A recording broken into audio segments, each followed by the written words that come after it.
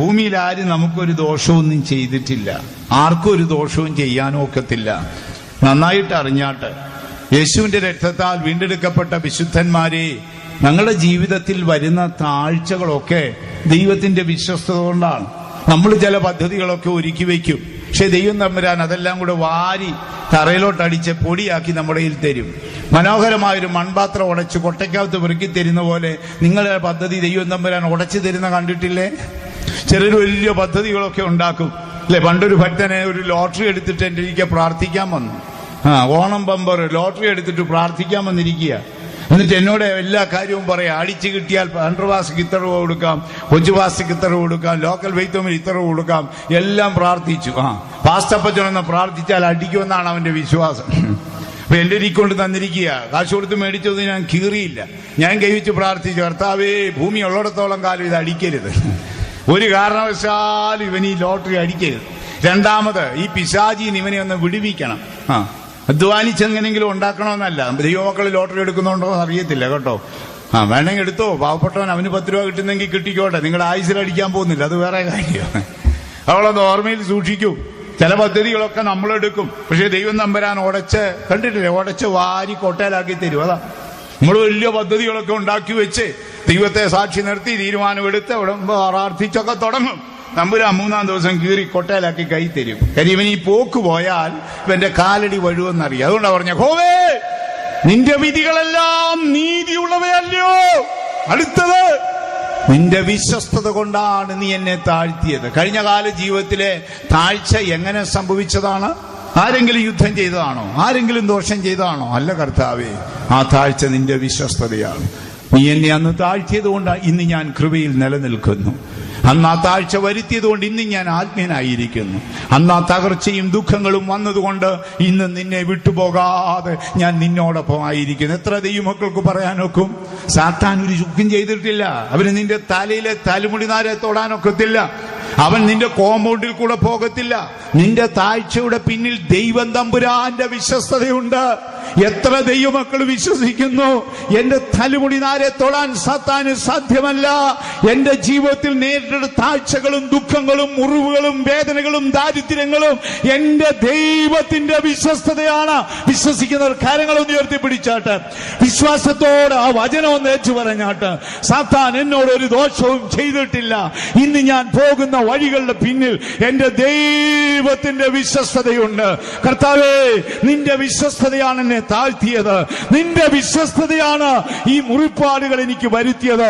പിശാചി ലജ്ജിക്കട്ടെ, സാത്താന്റെ പോരാട്ടം നിർത്തി അവൻ പോകട്ടെ.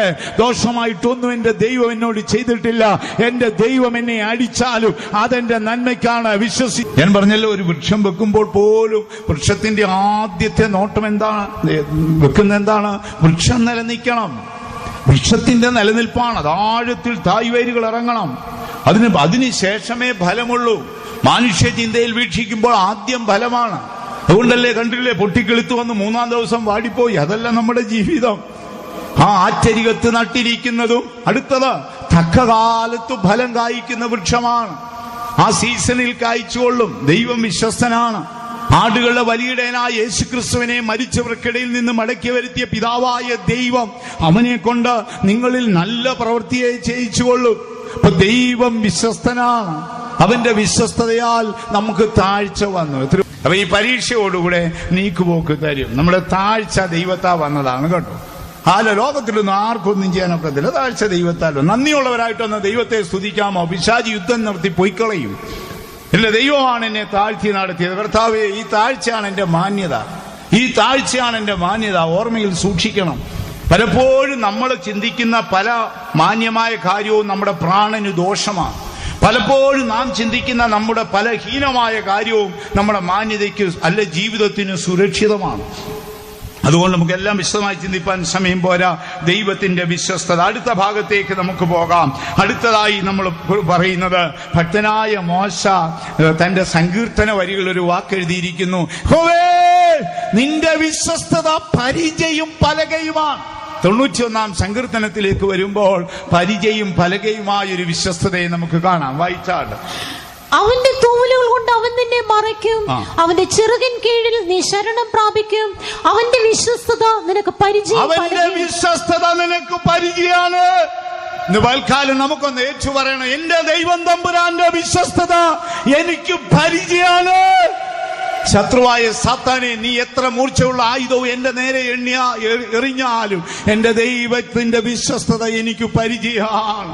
കഴിഞ്ഞ കാലങ്ങളിൽ പ്രതിയോഗിയായ പിശാച് മൂർച്ചയുള്ള ആയുധം നിന്റെ പ്രാണന് നേരെ എറിഞ്ഞപ്പോഴും നിന്റെ കാലടി വഴുതി നീ വീണുപോകാതിരുന്നതിന്റെ പിന്നിൽ ദൈവത്തിന്റെ വിശ്വസ്തത നിനക്ക് പരിചയമായിരുന്നു.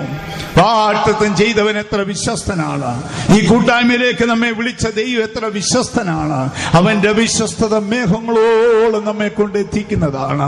അവന്റെ വിശ്വസ്തത നമുക്ക് പരിചയം പലകയുമാണ്. ശത്രു നമ്മുടെ പ്രാണന് നേരെ അമ്പെയ്യുമ്പോൾ, മൂർച്ചയുള്ള ആയുധം വരുമ്പോൾ അവന്റെ വിശ്വസ്തത നമ്മെ കാത്തുകൊള്ളും. സമയം അവസാനിക്കും, നമുക്ക് അടുത്ത ഭാഗത്തേക്ക് കടന്നു പോകാം. മറ്റൊരു ഭാഗത്ത് പൗലോസ് എഴുതിയിരിക്കുന്നു, എബ്രായ ലേഖനം 11 അധ്യായം 11 വാക്യം ഇങ്ങനെയാണ്: വാഗ്ദത്തം ചെയ്തവൻ വിശ്വസ്തൻ. വിശ്വാസത്താൽ സാറയും വാഗ്ദത്തം ചെയ്തവനെ വിശ്വസ്തനെന്ന്. വാഗ്ദത്തം ചെയ്തവൻ വിശ്വസ്തൻ. നമ്മളോട് വാഗ്ദത്തം ചെയ്ത ദൈവം തമ്പുരാൻ വിശ്വസ്തനാണെന്ന് 1000 വർഷം കഴിഞ്ഞാലും അത് നിവർത്തിച്ചു തരും. അബ്രഹാം വയോധിനും സാറായുടെ ശരീരം നിർജീവമെന്നും അറിഞ്ഞിട്ട് വാഗ്ദത്തം ചെയ്ത ദൈവം വിശ്വസ്തൻ. എത്ര പേര് വിശ്വസിക്കുന്നു? അസാധ്യമാതിനെ സാധ്യമാക്കി തരുവാൻ എന്റെ ദൈവം വിശ്വസ്തനാണ്. എന്നോട് വാഗ്ദത്തം ചെയ്തത് എന്നിലും എന്റെ സന്തതിയിലും എന്റെ ദൈവം നിവർത്തിച്ചു തരും. വാഗ്ദത്തം ചെയ്ത ദൈവം വിശ്വസ്തൻ.